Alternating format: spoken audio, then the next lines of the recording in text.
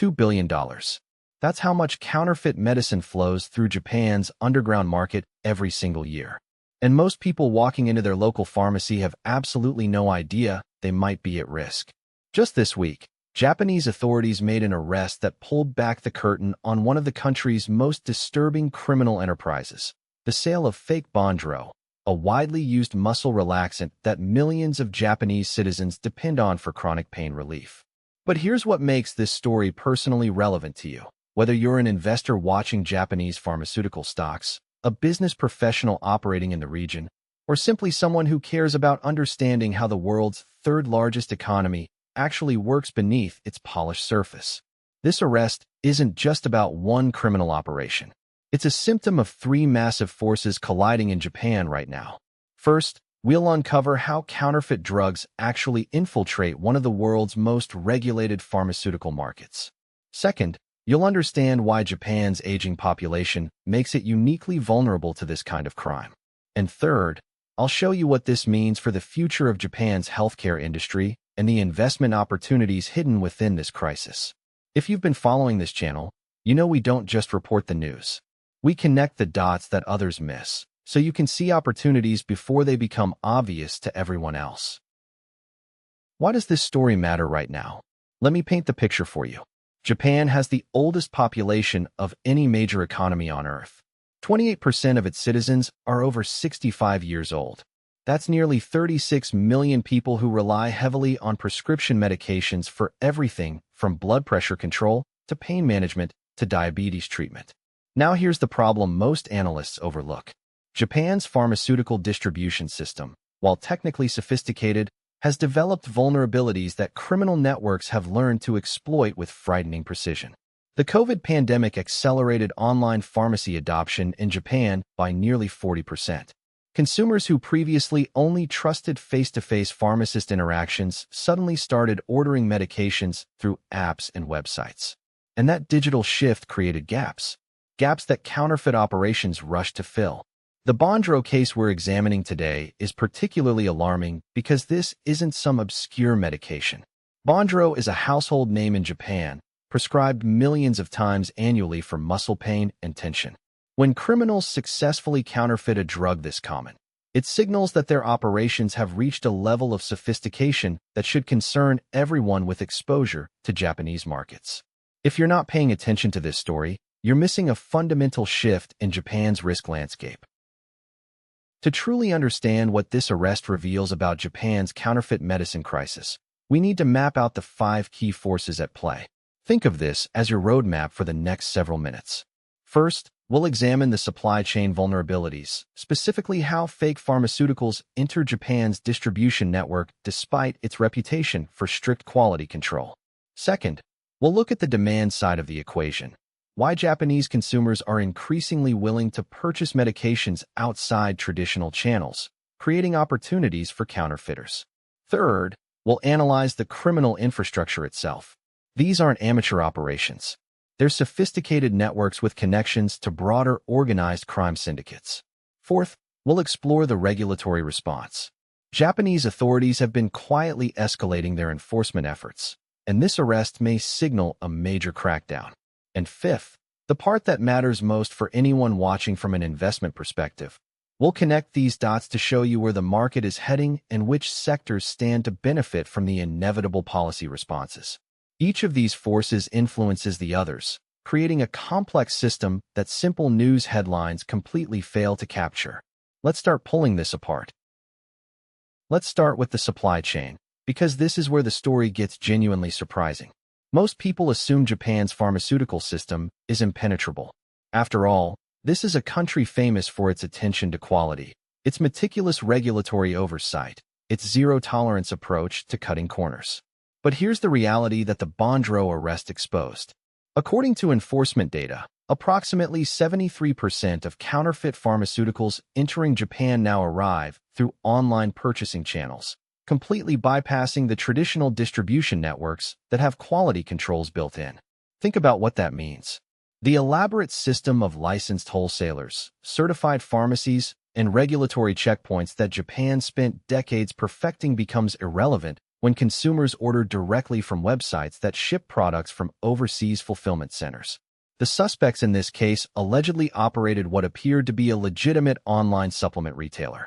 Customers believed they were purchasing authentic Bondro at a slight discount, perhaps thinking they'd found a good deal.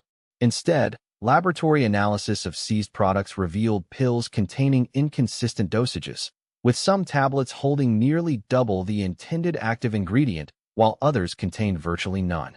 For a muscle relaxant, that inconsistency isn't just a quality issue. It's potentially life-threatening. Double doses can cause respiratory depression. Zero doses mean pain patients get no relief and may seek additional medication, risking overdose. Now here's where it gets interesting. The supply-side vulnerabilities would mean nothing without demand. And Japan's consumer behavior has undergone a transformation that most Western observers completely missed.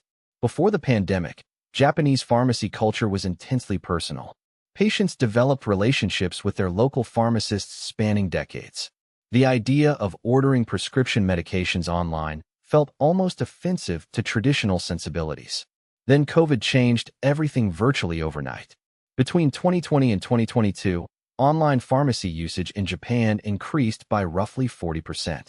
Younger consumers led the adoption, but crucially, elderly patients followed as family members helped them set up accounts and navigate digital ordering. This behavioral shift created what economists call a market discontinuity.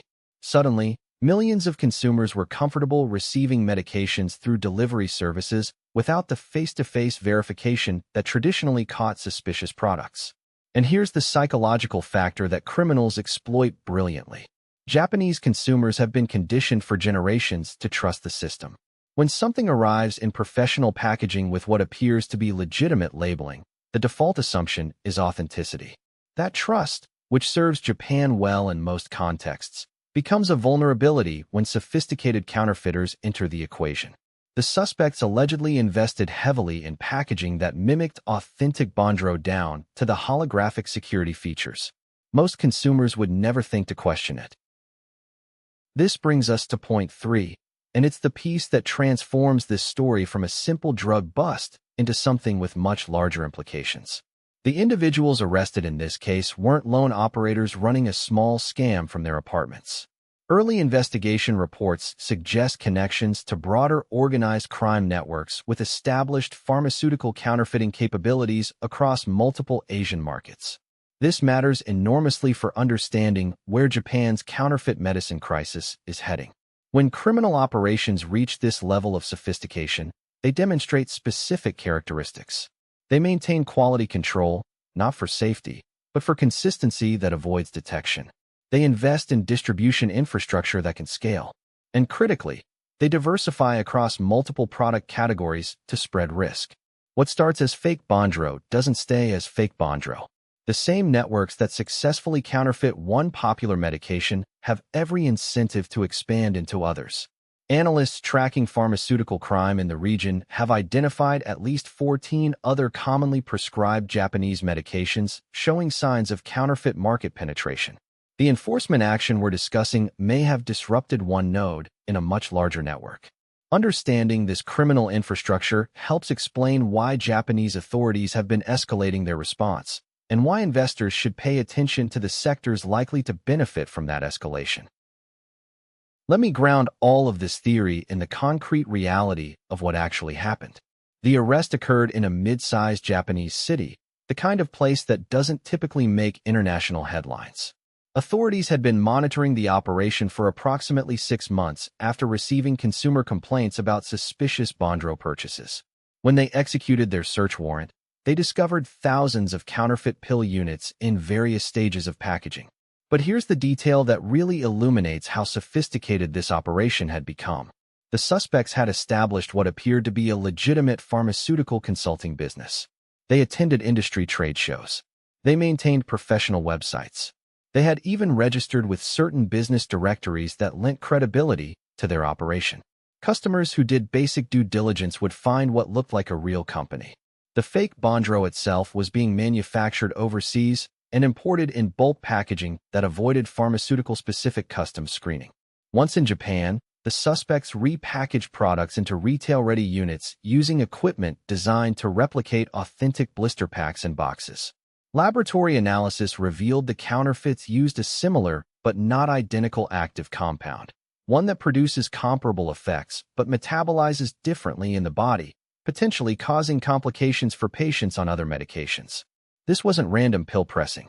This was systematic pharmaceutical fraud requiring chemistry knowledge, manufacturing equipment, and distribution logistics. Let's bring this together. The fake Bondro arrest in Japan reveals 3 critical insights you can actually use. First, Japan's pharmaceutical supply chain has developed digital vulnerabilities that criminals are actively exploiting. That 40% surge in online pharmacy adoption created gaps that sophisticated networks rushed to fill. Second, the demand-side equation matters as much as supply. Japanese consumer trust, usually a strength, becomes a vulnerability when counterfeiters invest in convincing packaging and professional-appearing operations. Third, this is an isolated crime. The connections to broader organized networks suggest pharmaceutical counterfeiting in Japan will expand before regulatory responses contain it. So what should you actually do with this information? If you're invested in Japanese pharmaceutical stocks, watch for companies announcing authentication technology partnerships. That's where smart money will flow as enforcement intensifies. If you're doing business in Japan's healthcare sector, understand that compliance and verification capabilities are about to become significant competitive advantages. And if you're simply trying to understand how Japan really works beneath the surface, remember this pattern. Sophisticated criminal networks often exploit the exact cultural strengths, trust, quality assumptions, systematic thinking that make Japan successful in legitimate business. Next week, we'll examine how Japan's regulatory response to pharmaceutical crime connects to broader shifts in healthcare policy. If understanding these hidden connections gives you an edge, subscribe now so you don't miss it. The insights that matter most are rarely in the headlines.